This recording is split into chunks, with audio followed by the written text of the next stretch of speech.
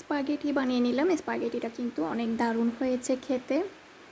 তো কিভাবে বানিয়ে নিলাম, কি করলাম, কোথায় গেলাম, ছাদে গিয়ে আমি আর আদিফা কি আনন্দটাই নিয়ে করলাম আপনাদের সাথে শেয়ার করতে চলে আসলাম। হ্যালো এভরিওয়ান, আসসালামু আলাইকুম। কী অবস্থা সবার? অনেকদিন পরে ছাদে চলে আসলাম। অনেকদিন আসি নাই, ছাদে আসা হয় না এখন আর। তো আজকে ভাবলাম আপনাদের সাথে একটু শেয়ার করি ছাদে যখন চলে আসলাম। তো আমি আস্তে আস্তে এই যে আসলে আমাদের ছাদ থেকে অনেক দূরে পাহাড় দেখা যায়, এই যে দেখতে পাচ্ছি অনেক সুন্দর লাগে আসলে পাহাড় দেখতে। এই যে অনেক দূরে পাহাড়, ছাদের মধ্যে অনেক পানি উঠে গেছে। এই পানি উঠে গেছে আজকে। আমি আস্তে আস্তে হাঁটতেছি পানির মধ্যে, ভয় লাগতেছে। বৃষ্টি পড়ছে, অনেক পানি এখানে। পানির মধ্যে হাঁটতেছি আমরা। জি, পানির মধ্যে হাঁটা অনেক ভালো লাগে আসলে পানির মধ্যে হাঁটতে।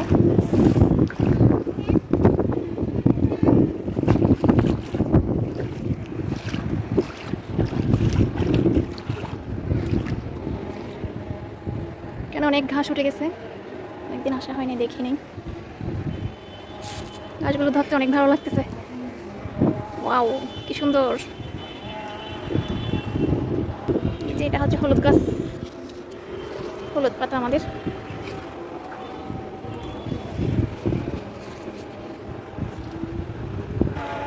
আমি আসলে রোদের জন্য কিছু দেখতে পাচ্ছি না এখানে ভিডিওতে, কি উঠতেছে না উঠতেছে কিছু মনে করবেন না।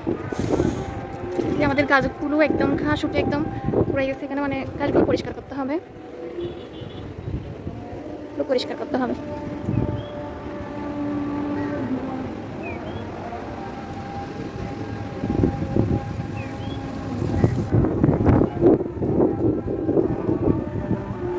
আমি একটু ভিডিও করে দেখাচ্ছি আপনাদেরকে। ওয়াও, আমি আর আদিফা একসাথে হাঁটতেছি, ওয়াও, পানির মধ্যে কি মজা, তাই না? ও পরে যাবে দেখে পিছলা খেয়ে।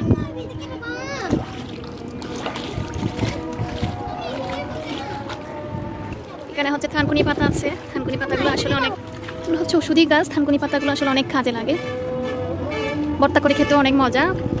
আমার রেসিপি দেওয়া আছে ভর্তার, অনেক মজা আসলে এগুলো। এখন নিচে চলে যাব।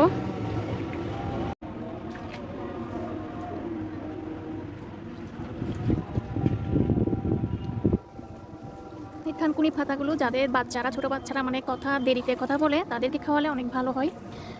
দুধের সাথে হচ্ছে 2 চা চামচ থানকুনি পাতার রস আর মধু দিয়ে খাওয়াইলে বাচ্চারা খুব তাড়াতাড়ি কথা বলতে পারে। অনেক বাতাস। না, এটা কি জন্য?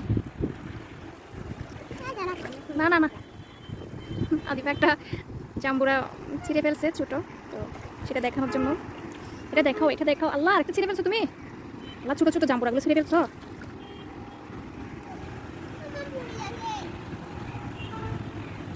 পাহাড়গুলো দেখতে অনেক সুন্দর লাগতেছে। অনেক বৃষ্টি হচ্ছে তাই নিচে চলে আসছি। তো এখন সন্ধ্যার নাস্তা রেডি করব। আসেন দেখি সন্ধ্যায় কি নাস্তা রেডি করা যায়।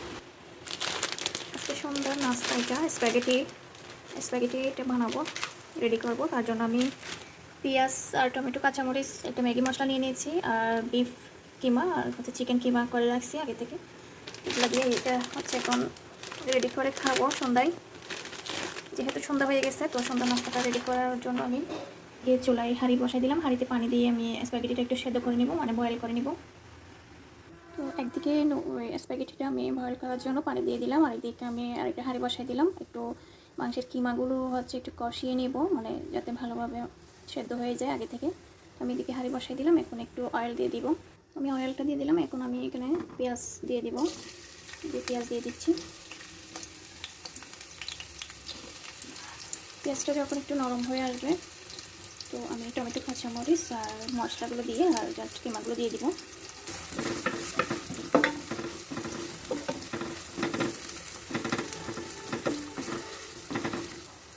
একটু মশলা দিয়ে দিলাম আমি। কারেন্টও নেই আজকে, কারেন্ট না থাকলে আসলে সব কিছু অন্ধকারই লাগে, সব কিছু চার্জও কম নেই। 3 ঘন্টা ধরে কারেন্ট নেই। আমি এখন টমেটো, কাঁচামরিচগুলো দিয়ে দিলাম। এখানে কাঁচামরিচ, টমেটোগুলো দিয়ে দিচ্ছি, আর একটু নেড়ে ছেড়ে দিব এগুলোকে।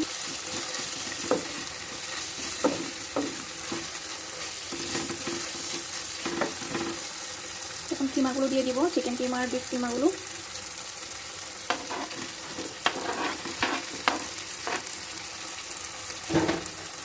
একটু সামান্য পানি ইউজ করতেছি।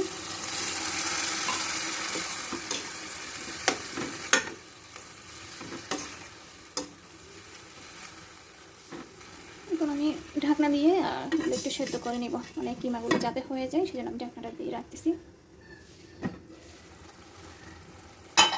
কোন উপর দিয়ে আমি ম্যাগি মশলাটা দিয়ে দেব।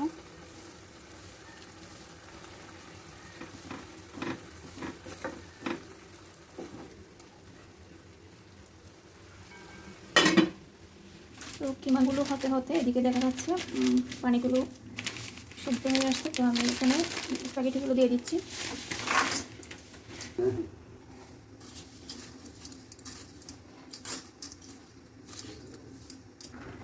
একটু সামান্য একটু লবণ দিয়ে দিচ্ছি আমি।